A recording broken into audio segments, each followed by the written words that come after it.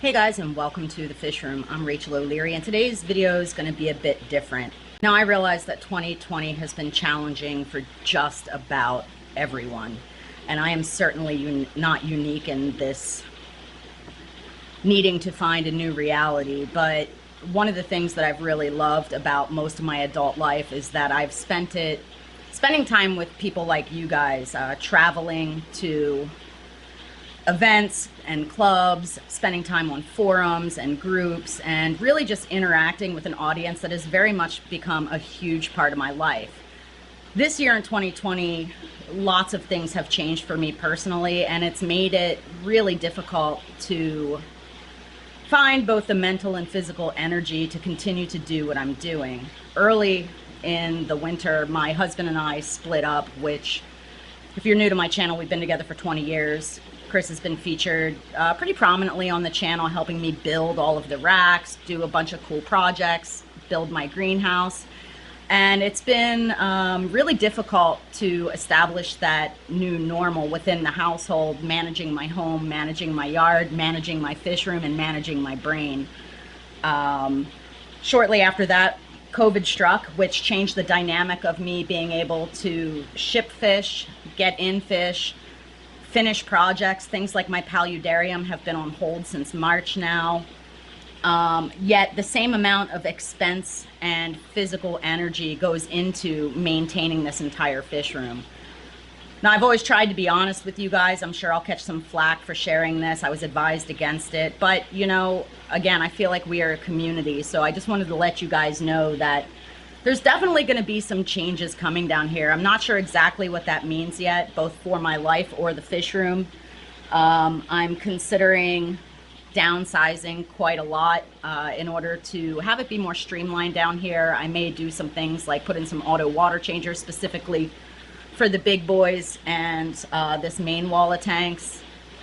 I'd like to be able to travel more, but again, with COVID, the hope is that by spending more time in nature and downsizing things here a little bit, I'll be able to find the joy that this has always given me.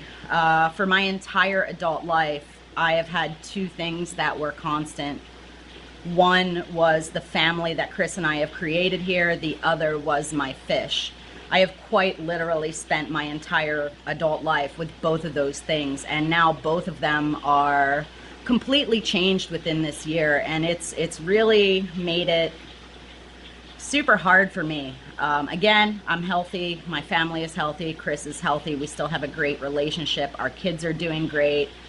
You know, in the grand scheme of things, I have very much to be thankful for, but that doesn't change the fact that all of this just really impacts how I function on a day-to-day basis. Now, I'm really lucky in that a few months ago I met someone really great. We've been spending a ton of time in nature. It's really given me back my joy and created a new spark for things that I want to do down here. I plan to spend quite a lot of time exploring local waterways and sharing that with you guys, and then taking that information and translating it to my aquariums. And I hope that you guys will find that as interesting and inspiring as I do. Hopefully, once the world reopens, I'll be able to go further and further with my travels in order to show you guys more and more of the things that I just find really compelling. But for now, I am just trying to figure out what to do down here and how to make this as affordable and maintainable as possible with the current status of COVID, with the current demands on my time between my children and, again, running my household, taking care of my yard, taking care of the greenhouse, and really just taking care of myself. Anyway, again, you may be wondering what this has to do with fish keeping, but to me it has everything to do with fish keeping. Fish keeping has always given me such joy and personal satisfaction that I feel pretty rocked to my core that I'm almost apathetic in some ways, because everything is so uncertain right now and everything is so unstable. It just doesn't give me the same feelings that it was a year ago or 5 years ago or 15 years ago. I hope that by picking and choosing what I keep down here. It'll not only free up space for me to expand in the future and reinvent my interests and passion for this hobby, but also allow for me to have a bit more time to put thought and effort into the content I do put out for you guys. As always, I hope everyone is staying safe and staying healthy, and I will see you in the next video. Now, I'm sure many of you are pretty curious as to what downsizing will mean for me. I can't imagine in my life not keeping fish. So I think what I'm going to do is probably pick some of my favorite aquariums, and I'll show you guys for sure some of the ones that I think will be staying no matter what. One of which is my 75-gallon South American community of nano fish. This aquarium has been a constant source of joy, and I just think it's a really good example of the things that I think are really important in fish keeping: large schools of compatible fish built on layering in a natural environment. Another is, of course, my 150-gallon hill stream. This was the very first build on this channel. It's a constant work in progress, and it's, again, another aquarium that no matter what just really brings me a lot of pleasure and peace. It's got a lot of really interesting, rare, specialized fish in it, and I just can't imagine not keeping this aquarium.